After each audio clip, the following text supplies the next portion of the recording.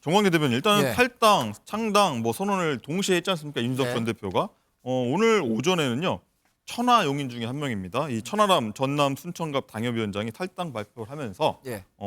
같이 개혁신당이죠. 여기 창당 준비위원장을 맡는다고 했어요. 이렇게 되면 천하인 모두 탈당한 뒤 개혁신당으로 가게 되는 분위기예요. 일단 김용태 전 비대위원 같은 경우에는 탈당하지 최고위원이죠. 않겠다. 예. 최고위원 같은 경우에 탈당하지 않겠다고 했는데 천하람 당협위원장이 지금 탈당 선언한 것에 대해서는 정말 개인적으로 또 대변인으로서 상당히 아쉽게 생각합니다. 천하람 위원장 같은 분이 당내에 남아서 우리 당의 혁신과 여러 가지 발전 방향에 대해서 좋은 말씀 해주셨으면 그 안에서도 충분히 우리가 반영할 수 있는 비대위 체제가 구성됐는데 비대위가 어떤 방침을 밝히기도 전에 이렇게 탈당을 하셨다는 소식에 상당히 안타깝게 생각하고요. 그러나 이준석 전 대표가 나가서 지금 만드는 개혁신당이 성공할 것인가와 이 천하람 위원장이 탈당한 것인가는 별개의 문제라고 생각합니다.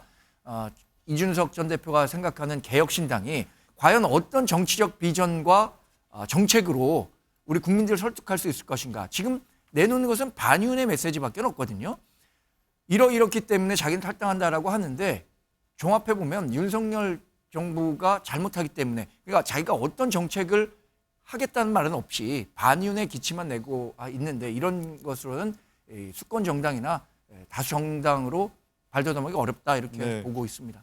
천하용인의 R을 맡는 허은하 의원 같은 경우에는 다음 주 이제 거취 표명한다고 하는데 이렇게 순차적으로 발표하면서 어떤 다른 효과를 좀 국민의힘 쪽에서 효과를 뺏어오는 거 아니냐 이런 시각도 있을 것 같아요. 정광재 대변인 여기서 어떻게 근데 지금 생각하십니까? 그 개혁신당에 대한 관심, 뭐 국민적 관심도 그렇고요. 언론이 갖고 있는 관심도 처음에 이준석 전 대표가 얘기했었던 신당 시나리오를 얘기했을 때와는 많이 다른 것 같아요. 지금은 그런 관심 자체가 굉장히 줄었고 신당의 성공 가능성도 낮아졌다고 저는 판단하고 있습니다. 그렇군요.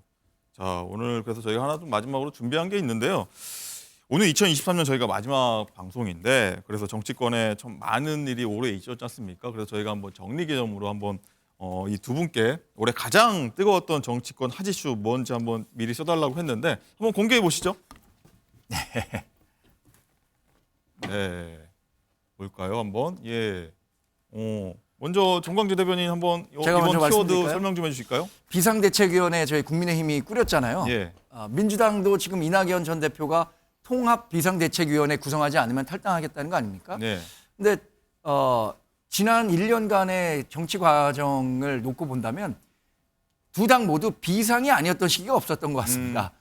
김은경 전 혁신위원장 민주당의 혁신을 이끌겠다고 했지만 얼마 못 가서 낙마했었고 우리 인요한 혁신위원장도 조기 종료하는 결과가 있었는데 그만큼 우리 정치가 지금 비상인 상황이다라는 측면에서 이 비상대책위원회라는 키워드를 적어봤습니다. 네, 참 많은 위원회가 있었습니다. 양 당이요. 이승훈 부위원장도 어떻게 영장 기각이라고 쓰셨나요? 네, 저는 이재명 대표에 대한 영장 기각을 통해서 우리 민주당도 그리고 우리 국민들도 많이 바뀌었다라고 생각을 해요.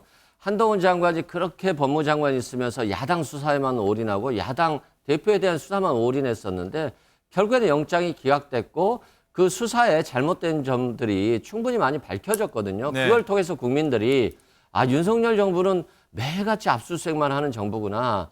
특수부 검사 출신의 정부구나. 그리고 검찰 독재로 나아가고 있구나. 이런 얘기들을 너무나 깊이 느꼈을 것 같아요. 그래서 이제는 윤석열 정부가 검찰 정부가 아닌 정부, 그리고 민생과 협치하는 정부, 그리고 국민을 생각하는 정부로 좀 거듭나서 우리 경제를 좀 살려야 될 것 같습니다. 물론 윤석열 정부가 하지 않는다라고 한다면 민주당이 그 부족한 부분을 국회 다수당이기 때문에 채워야 되겠습니다만 결국에는 국민을 위한 길이라면 여야가 협치해서 민생으로 나가야 된다. 이런 말씀드립니다. 알겠습니다. 마지막으로요. 저 짧게 한번 이제 돌발 질문 한번 드려보겠습니다. 새해에는요. 이런 키워드가 핵심이 될 것이다. 희망의 키워드 하나씩 한번 말씀해 보실 수 있을까요? 저는 86세대의 정원을 말씀드리고 아하, 싶습니다. 예, 안동훈 짧게. 비대위원장이 얘기한 것처럼 이제 우리 정치도 인물 교체, 세대 교체가 확실히 이루어져야 된다고 생각합니다. 알겠습니다. 이승훈 부위원장도 한번 말씀하시죠. 저는 처음부터 끝까지 민생이라고 생각합니다. 민생. 지금 길거리에 나가보면 정말 국민들 IMF 때보다 더 힘들다고 합니다. 결국에는 모든 것들이 민생을 위해서 뛰어야 되는데 정부, 여당, 야당 할 것 없이 민생으로 가야 됩니다. 그 생각을 정치인들이 갖지 않는다라고 한다면 결국에는 국민에게 매일같이 비난만 받은 네. 정치권이 될 것입니다. 알겠습니다. 86청산 민생 어떤 것들이 한번 제대로 될지 한번 지켜보도록 하겠습니다. 자, 오늘 말씀 여기까지 듣겠고요. 자, 송구영신입니다. 무군해 보내시고요. 저희는 2024년 푸른 용의 해인 갑진년새에 다시 찾아뵙겠습니다. 새해 복 많이 받으시기 바랍니다. 고맙습니다.